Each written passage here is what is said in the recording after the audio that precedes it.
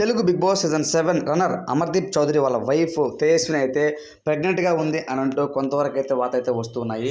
ఈ వార్తలో ఎంతవరకు వాస్తవం అది ఒకసారి తెలుసుకుందాం.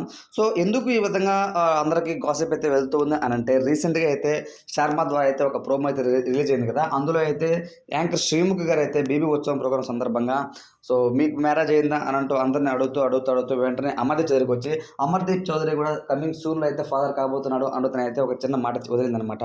సో ఆ ఒక మాటను పట్టుకొని ప్రతి ఒక్కరు కూడా ఎస్ అమర్దీప్ చౌదరి వాళ్ళ వైఫ్ ప్రెగ్నెంట్ అంటూ వార్త అయితే వస్తున్నాయి. ఈవెన్ వాలంటైన్స్ డే రోజు కూడా వాళ్ళిద్దరు కలిసి ఒక ఫోటో తీసుకోవడం వల్ల అది ఖరారైంది అని అంటూ తెలుస్తుంది అనమాట. సో బుల్లి అమర్దీప్ చౌదరి రాబోతున్నాడు అని అంటూ తేజస్విని వాళ్ళ అభిమానులందరూ కూడా కామెంట్స్ అయితే పెడుతున్నారు. సో ఒక రకంగా చెప్పాలంటే తేజస్విని అండ్ అమర్దీప్ చౌదరి ఇద్దరు కూడా సీరియల్స్లో అలానే వాళ్ళ లవ్ అండ్ అరేంజ్ మ్యాచ్ అనమాట.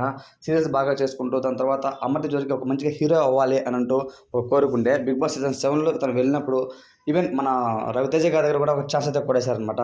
ఫస్ట్ మూవీ కూడా తనైతే రవితేజ గారితో కాకుండా తన ఓన్గా అయితే ఒక మూవీ అయితే చేయాలి, అది కూడా సక్సెస్గా కంప్లీట్ అవుతూ ఉంది మూవీ ప్రొడక్షన్ అంతా కూడా అనేది ఇన్ఫర్మేషన్. హీరోయిన్ కూడా వచ్చేసి సుప్రీత గారు ఆల్రెడీ ఫిక్స్ అయిపోయారు. అందులో ఫస్ట్ కూడా వాళ్ళు పూజ కార్యక్రమం కూడా సమర్పించుకొని కంప్లీట్ అయిపోయిందనమాట.